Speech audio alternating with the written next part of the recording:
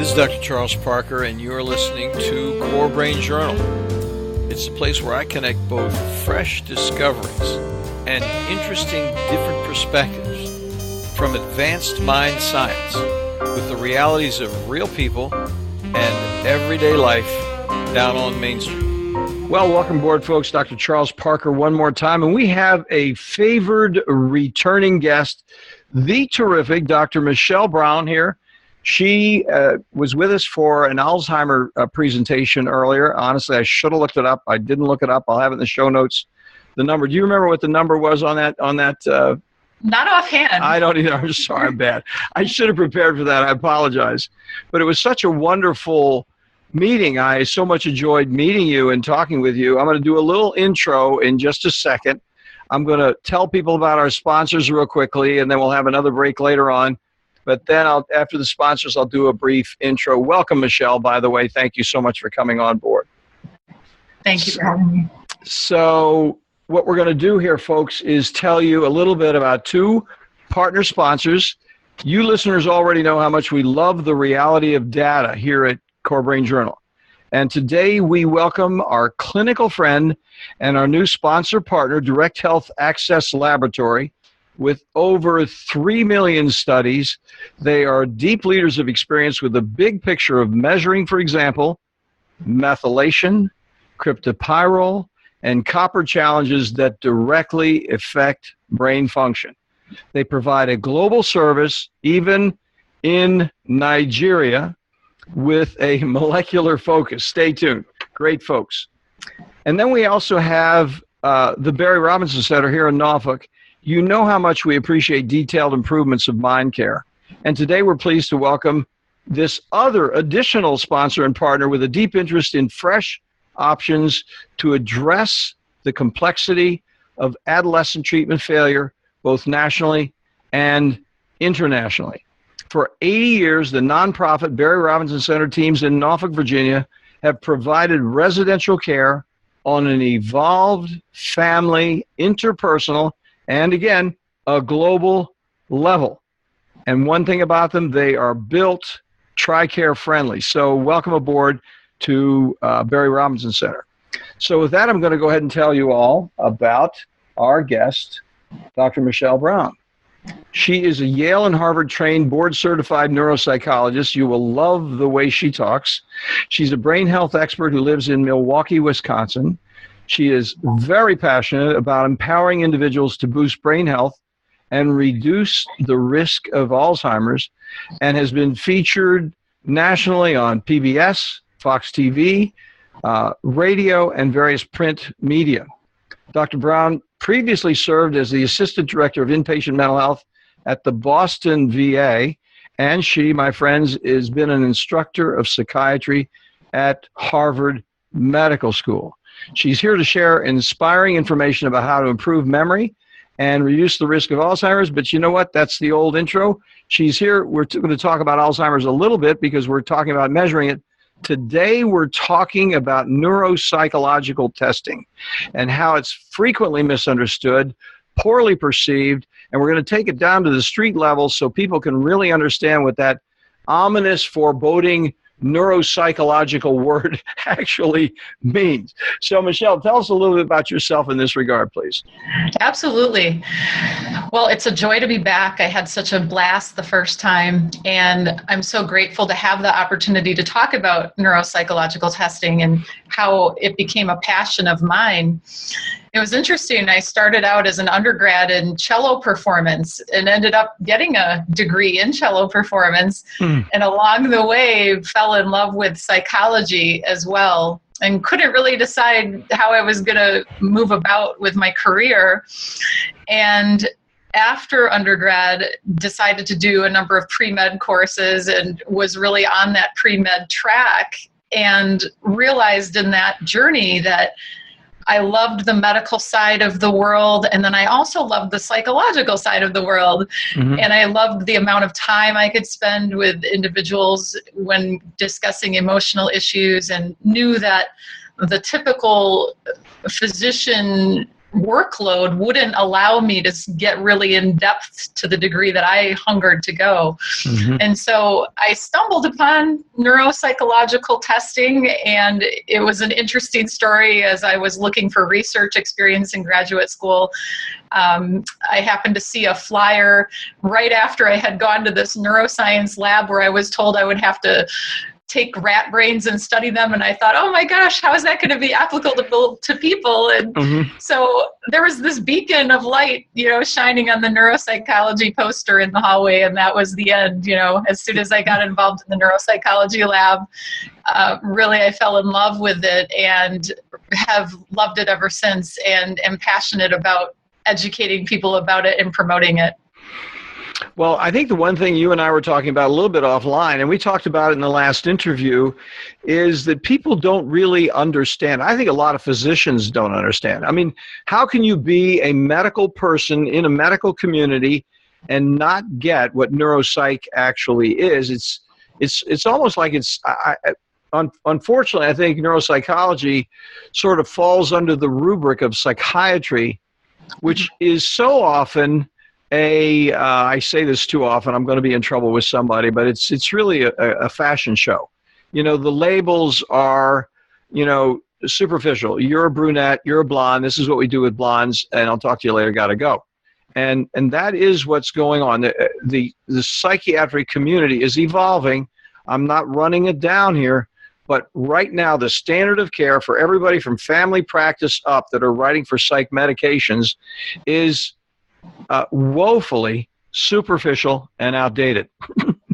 And so we need people like you. So go ahead. You were going to say something. I was going to say, absolutely. It's a very topical kind of label-based understanding about what lies beneath someone's professional title, I think. And so I also agree that there's this perception that a neuropsychologist falls under the psychiatry side of the house.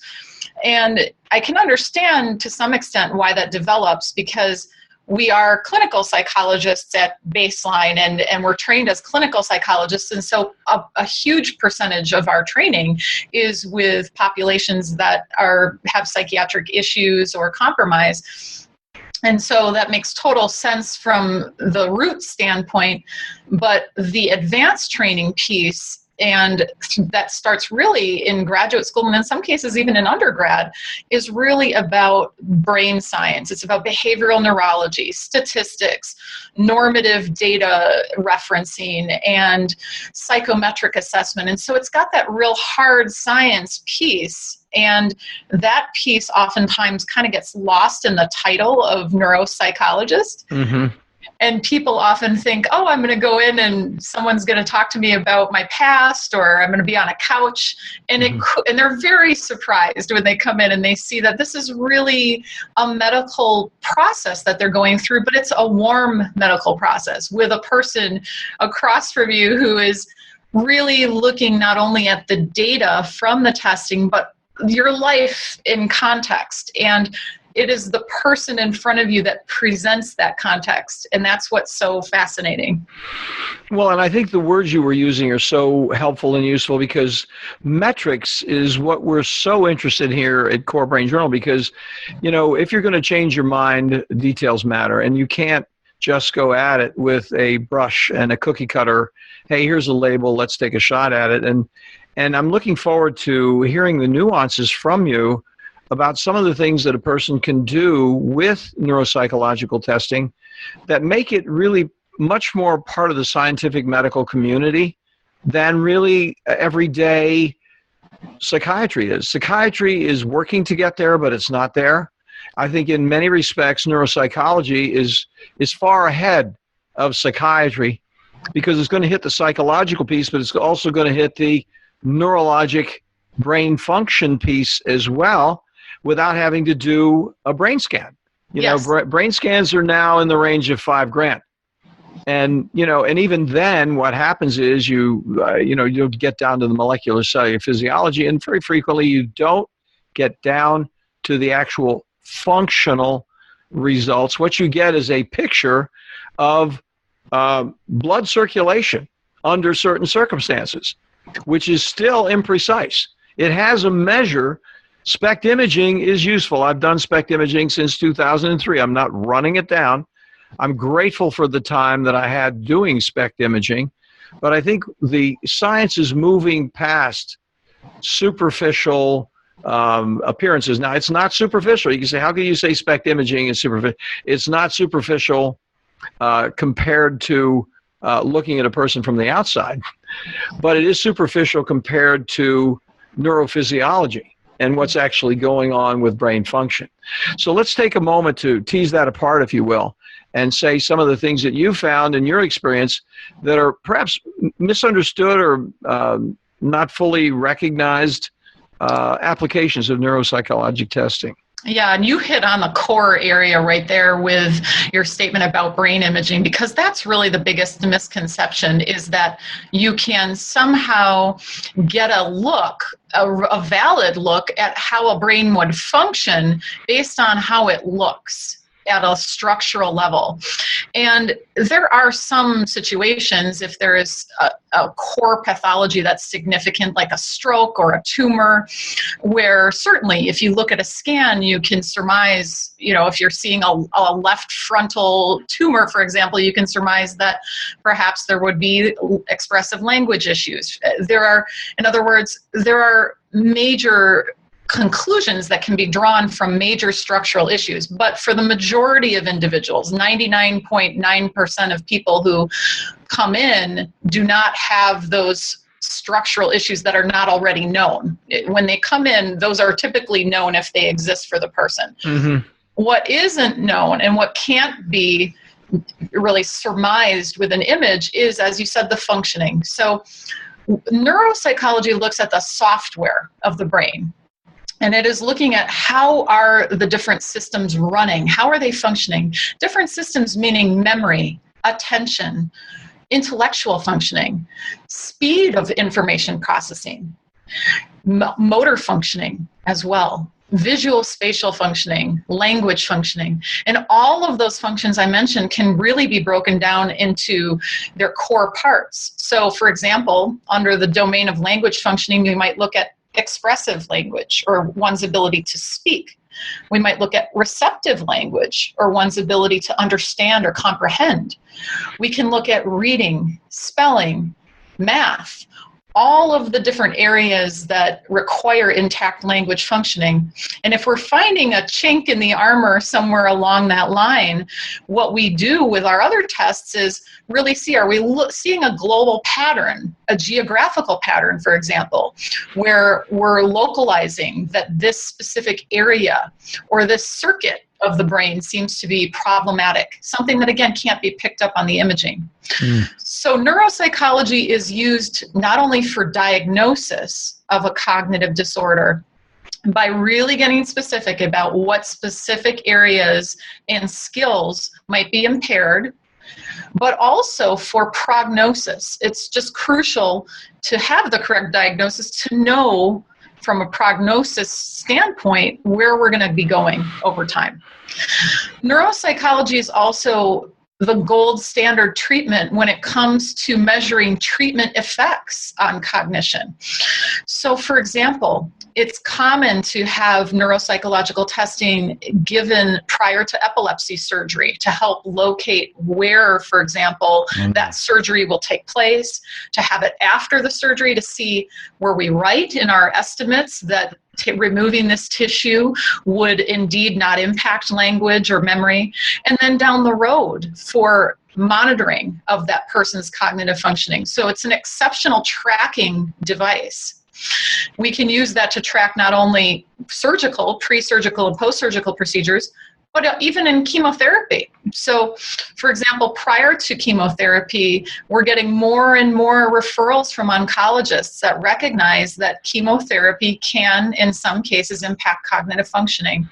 And by looking at that baseline pre-chemotherapy data and comparing it post-chemotherapy, we can see, are there effects from the actual chemotherapy itself, and pick up on those effects earlier, which can really give a lot of feedback to patients. Dementia is another area that we can help to monitor treatment effects in with memory medications that we might say, okay, let's give this one a try and see how it works. And over time, we might see, for example, that an individual shows a little bit more slowing in their memory change or decline on a certain medication than they might on a different one. So the measurement of treatment effects is another core piece of the evaluation. And also, importantly, one thing that's surprising to people is neuropsychological testing helps to determine whether the responses one is giving are actually valid. In other words, there's plenty of situations in which people are either knowingly or unknowingly presenting with cognitive symptoms that we need to determine, are those actually objective symptoms that truly exist due to a brain disorder? Or are those symptoms that perhaps have more of a psychiatric basis or perhaps a secondary gain basis? And we actually have tests that allow us to see and detect changes in one's ability to actually participate in the evaluation, to look at their effort. So there's lots of different ways that neuropsychological testing can be used as a tool aside from just what we think of as diagnosis.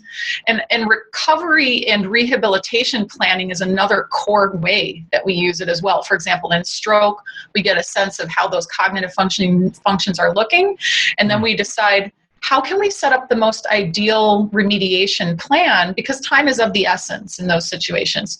Traumatic brain injury, same situation. So it can be used at many different time points along a continuum, and it can really be optimal in diagnosing, tracking. It's a prognostic tool. It's a tool that gives us a sense of the validity of the actual measure itself. Well, let me run back because there are two things I wanted to ask you. And first of all, I want to explain something for the audience, because when Dr. Braun was talking about secondary gain, she didn't use the word malingering, but that would be something that a person would want to know. Is that person truly damaged, or are they looking for some way to get something out of what looks like a damage, which really isn't a damage? But the other thing, and the reason I jumped in right here, is because you used the word prognosis a second time. And and I don't mean to put you on the spot, but I'd like to tease that apart with an example, if you could, because it'd be instructive to me, I'm sure, as well as the listeners. Give us an example of how some testing could be used that would then give you a certain result that would have a certain prognostic significance for the future of that person. Sure. Probably the most common one we see is the differential diagnosis of dementia, because when there is a core memory issue, there can be literally dozens of underlying reasons why that would be. And if we don't get the cause right, and we don't delve in and understand, is this, for example, Alzheimer's? Is this a Lewy body dementia? Is this a frontotemporal dementia? Is this a reversible dementia? For example, just last week, I saw an individual with normal pressure hydrocephalus who, if we don't get that right on the front end, that person is going to continue having decline that could be potentially reversed. Is this an encephalopathy or an acute brain issue that is due to an underlying metabolic problem? For example, interestingly, about a month ago, I saw a case of Hashimoto's encephalopathy. Really? Yes, which is totally interesting. It's very interesting. And so that's another example where if we're not really honing in and getting the etiology or the cause correct on the front end, and that's not always as easy to do if you don't understand that this is maybe an acute problem versus something that we would expect to worsen over time or a chronic issue. And so those types of differentiations on the front end put us in a whole different trajectory. So, for example, the patient I mentioned with hydrocephalus, he had a spinal tap last week, and he's going to be shunted in the next couple of days. And already after the spinal tap, he has shown clinical improvement in his urinary functioning, and also we were able to look at, for example, some measures of cognitive functioning that improved directly after the pressure was reduced. So that's a great example of how we need to get that right on the front end so that that person is set up to improve as much as possible. Yeah, so let's just take a moment to clarify that, because you and I know what hydrocephalus is, but some of our audience may not know. I think it's terribly interesting because we're doing brain imaging. What happens is, and you tell us a little more about how you actually measure that, but you can actually see the ventricles, which house the cerebral spinal fluid in the brain, actually enlarge. Something happens inside wherein that cerebral spinal fluid builds up inside the brain and pushes the brain like a balloon outside against the skull, while inside the cerebral spinal fluid accumulates. Now and of course you can have a kind of dementia, you have other things, you can have a motor gait problem, you can have urinary incontinence. But the real issue then for me, asking a person like yourself who's doing measuring, is how in the dickens on a test can you see something like that? It doesn't make any sense to an innocent like myself. Yeah, that's a great question. And I'll also be happy to share with you how the testing changed, because this is a great example of someone who, when he came in, he was showing the clinical triad, first of all, that you mentioned. So he had some urinary incontinence, he had some gait changes that were fairly sudden onset, and he had some confusion. And he actually was an individual I saw previously who had a vascular dementia when I met with him a year ago. So we had some baseline data from that. And so how we see pressure effects on neuropsychological testing are in reduced motor speed, reduced attentional functioning, reduced learning of information. And what we see when that pressure is relieved is an increase in the functioning. Those functions bounce back a little bit. So, for example, within the space of about a week and a half, his finger tapping score, which is how rapidly he can tap a key in 10 seconds, that improved by almost 50% after he was after his lumbar puncture.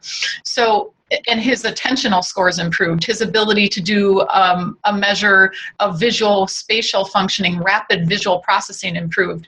So when we see as a neuropsychologist that those cognitive variables that are impacted by pressure appear to be more impaired than areas that are not as impacted by pressure, like language skills, like memory retention abilities, we see those patterns. That starts to fit with the clinical pattern we're seeing in front of us. And then we say, let's take a closer look at that. And sure enough, the open question was the spinal tap going to help him? And he got symptomatic improvement from it. So then talk a little bit and tell us about the shunting business. I know you're not a neurosurgeon, but on the other hand, could you tell our audience a little bit about shunting and what happens with that and the surgery and so on, and how a person can fix hydrocephalus? Sure. My understanding is in this situation, it's going to be what's called a ventriculoperitoneal shunt. So it is going to be inserted into the ventricles, the fluid-filled spaces in the brain that you mentioned, and it will drain excess cerebral spinal fluid into the peritoneal area. And there are a couple of different kinds of shunts. Some have the ability to be calibrated over time and to be changed in terms of their calibration, and then some don't. And I'm not sure exactly what type he will get, but it's a relatively straightforward procedure. And the important thing to know is that I would say he is one of only 2 patients over the last 10 years that I've seen that we actually have seen clinical improvement from after a lumbar puncture. In other words, a lot of times by the time normal pressure hydrocephalus is detected, it's been on board for so long that the clinical improvement is minimal. Yeah, I've seen one person get better quick like that. I haven't had a lot of experience with it because I think I saw 3 people in remembering, and one person was just unable to get out of bed and had all of the triad, and was out of bed in a very short period of time. And it was really quite striking, because you thought the person was pretty well dead, stroked, whatever. Something had happened, and it was inexplicable. And then the neurosurgeon did a good job and got it turned around. It's amazing to see that, because in our business, we don't tend to see that kind of rapid improvement and turnaround. And so it's really gratifying to play any role in that. Well, listen, let's take a quick break here for a second, and we'll do a little bit of sponsor in the middle. I have some questions that I want to ask you. I'll get you prepped for them right now. I think an interesting thing for our audience is, what are the differences between neuropsychological individuals, professionals? How can you assess a person if you need to get some kind of testing done? So that's something I'll ask you about in just a moment. We'll be back in just a second. Well, folks, you know as well as I do that psychiatric treatment failure, especially after multiple medication trials and those very, very brief hospitalizations, may prove insufficient to deal at home with the complexity of troubled children and those adolescents from 6 to 17 years old. Improved care, those next mandatory steps, should include a more comprehensive approach to address those multiple levels of challenges, from family to peers to school, diagnostically from defiance to depression, on every level for families, including military families internationally. The Barry Robinson Center's 32-acre open college-like campus in Norfolk, Virginia, provides safety and security and clean, comfortable living. How do we know? We refer folks over there all the time, strongly endorse what they're doing. So for further information, an informed interview, connect at this page, barryrobinson.org/core. Well, you folks already know that here at Core Brain Journal, we're on a mission to introduce you to resources that make significant contributions to the investigation of those predictable mind science applications. Our colleagues at DHA Lab Group provide a real difference with treatment options for people at every level, from first awareness of mind problems to those frustrating times when even well-informed treatment becomes surprisingly unpredictable. For my entire professional life, from psychoanalysis to brain scans, I've searched for, yes, improved predictability. The good news for all of us, from professionals to patients, remarkably effective research offers useful, cost-effective, organic options far beyond guesswork with psychiatric medications alone. DHA lab tests measure unbalanced biomedical details through easily available testing, now available globally for a variety of molecular answers from, for example, methylation, copper, and cryptopyrrole challenges. Check in for more details at dhalab.com core. That's dhalab.com/core. Okay, welcome back, folks. We have just taken a little break, and we're going to go back to Dr. Michelle Braun. And what we want to do now is ask, how does a person shop up a neuropsychologist? Because it seems so arcane in the first place. We're over the intimidation of the word. We know that they do something really remarkable and scientific. Then how do you understand what the qualifications are of a person when you're asking about their professional abilities?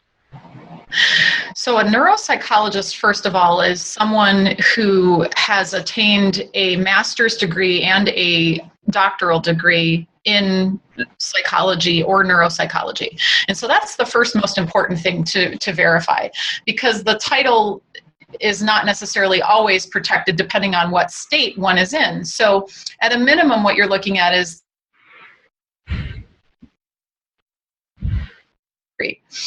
Now say that again. You broke up. You said at a minimum what you're looking at, and right there we had a little glitch in the airwaves. So if you could repeat that, please. Sorry to interrupt. No problem. So what you're looking for at a minimum is that level of training where an individual has a master's and then a doctoral degree in clinical psychology or neuropsychology.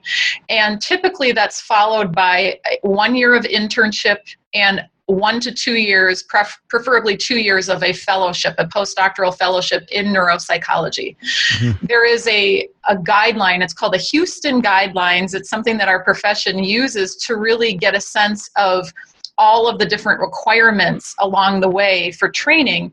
And that then feeds into the board certification process. So that would be the second thing to look for, is board certification. And the leading board in the United States is the American Board of Professional Psychology, which has neuropsychology as one of 13 or 14 subspecialties. And that's then overseen by the American Board of Clinical Neuropsychology. And so there are other certifying neuropsychology boards as well, but that's the other piece you're looking for, is that board certification, similar to a physician. When we're looking at physicians, we tend to also look for, has that person acquired the appropriate training, and are they board certified? I should add that a number of neuropsychologists who are very competent may also not have board certification. Mm-hmm. So really, it's not as if someone doesn't, they're not a competent person Mm-hmm. or a practitioner. We know that it's an increasing phenomenon over these last few years that more and more individuals are becoming board certified, partially because that's more of a requirement in our healthcare systems. Mm-hmm. So I do want to give a shout out to people who may not have that credential, but also may have all of the experience necessary. But that's the quickest way that a consumer can really get a sense. And there are locators. For example, on the American Academy of Clinical Neuropsychology website, you can go to that website and there's a locator for you to find in your state who are the board certified neuropsychologists under that board. So that's great. Now let me ask you another question. We got the qualifications of the person. We're looking for somebody. And the problem I'm going to ask you about now is, we've talked a little bit about Alzheimer's in the previous conversation, and you did a really good job of talking about implications for health and brain health there. But another broad spectrum of individuals that might have some, I don't know the answer to this question, so I'm not leading it anywhere, prognostic significance would be individuals, children, who have a couple of things, either a biomedical illness of some kind or autism. Mm-hmm. Now, do neuropsychologists, we haven't customarily, in my practice, obviously, that's why I'm asking the question, used neuropsychologists with autistic individuals. And so tell us a little bit about that application, if you will, please. Absolutely. That's wonderful to talk about, because that opens up the whole realm of pediatric neuropsychologists and then adult-focused neuropsychologists. Pediatric neuropsychologists tend to see individuals with autism at a much higher rate than the adult neuropsychologists. Mm-hmm. And pediatric neuropsychologists are instrumental in helping with early diagnosis of autism.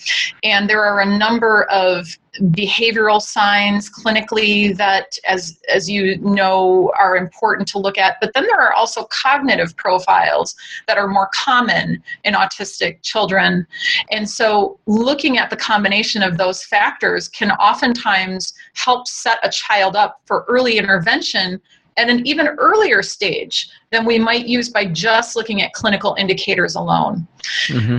I do see individuals who are on the adult side who, again, have autism, but again, that diagnosis is typically made many decades before, and so they're usually coming in for some other issue.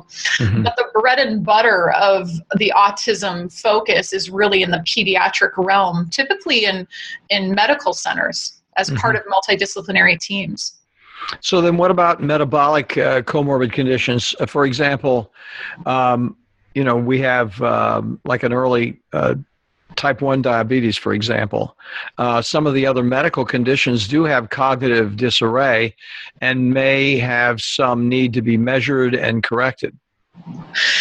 That is an area that we see several times a week. I'm so glad you brought that up, because the metabolic impact on cognitive functioning is something that is so important to focus on. And we've been really trying to outreach to cardiologists and to lipidologists and to others who are innately involved in that, and really spread the word that what we typically see in those individuals are more of what we call a subcortical or a vascular profile on their cognitive testing. Mm-hmm. For example, they are tending to have more difficulties with speed of information processing, speed of motoric processing, all of those functions that are fed by those tiny capillary beds that can get interrupted by some of those metabolic factors. We tend to see a memory profile that's pretty specific to vascular disease. For example, an individual may have difficulty retrieving information that they just learned, but if you give them cues, recognition cues, and you say, did I say this word, yes or no, they're generally going to be a lot stronger on that type of memory than their retrieval memory. And the reason for that is because they were able to encode the information. They're just having difficulty as a result of that underlying vascular issue retrieving it. I think of it as a fishing line. The frontal lobe is trying to send back that fishing line to reel in that word, and it's sometimes hitting some of those areas that have been impacted by the vascular problem. And so they need a cue. They need you to give them the fishing line and go, did I say this, yes or no? And then oftentimes, again, that ability to say it in a valid way is there. So that is something we tend to see, and that's actually a big risk factor for Alzheimer's as well, are those vascular risk factors: diabetes, high cholesterol, hypertension, big risk factors. And you can see it happen. So, and one of the things I think is so interesting about cognition, and you know this so much better than I do, is timing. I mean, I see it clinically. Time is a reality that's not in the current diagnostic coding system for us over in psychiatry. And time is a reality that's absolutely foundational for anything that you're looking at in the human condition, because if you don't evaluate cognition, you're just not even doing 50% of the job. I mean, that's at least 50% of what we do. And if you think about humans adapting to natural change and just managing their lives successfully, it's more than 50%. Because go ahead, you were going to say something. I was going to say that's so huge, because what we do when we talk about these metabolic and vascular issues is we bring on the big, amazing force of what we call positive neuropsychology, which is focused on cognitive health. And that's why we try to outreach so much to those cardiologists and primary care physicians and say, let's look at the cognitive impact of these chronic diseases. Because when we tell an individual that by controlling blood pressure or by controlling cholesterol, you're helping decrease your risk of Alzheimer's, that has a totally different weight and motivation for that individual. And so that's part of what I love about it, is that this assessment takes life for this person in a totally new way. And it really empowers that person to think, geez, if my 3-pound brain, every minute that goes by is taking about 3 cups of blood every minute, which is astounding, which is about 25% of what the heart is beating, I need to take care of that blood. I need to take care of everything in that blood. Mm-hmm. So when they see it in that frame, it makes such a difference for them. Mm. So interesting. So how's the application in your life? You specialize in doing neuropsych testing. So yeah. Do you do that all day, every day? I mean, with all the excellent education you've had, do you do teaching as well, or what's your professional life like? I do. 90% of my day is spent doing neuropsychological testing and evaluations, mm-hmm. and about 10% of the time is spent outreach, in outreach like I'm doing now, mm-hmm. and doing presentations and mm-hmm. teaching. And I really want to spread the word in as many ways as possible, and feel like when I get to work with individual patients, it's very gratifying, but I really want to share that information as much as I can. And so mm-hmm. I'm so grateful to have, conversations like this so that we can get the word out. Well, I feel the same way, because I think meeting individuals like you and really looking at a comprehensive approach to human functioning and really brain functioning, but I don't like to say just brain function. It's the entire comprehensive organism. How's that person managing their lives? Where are they going to go?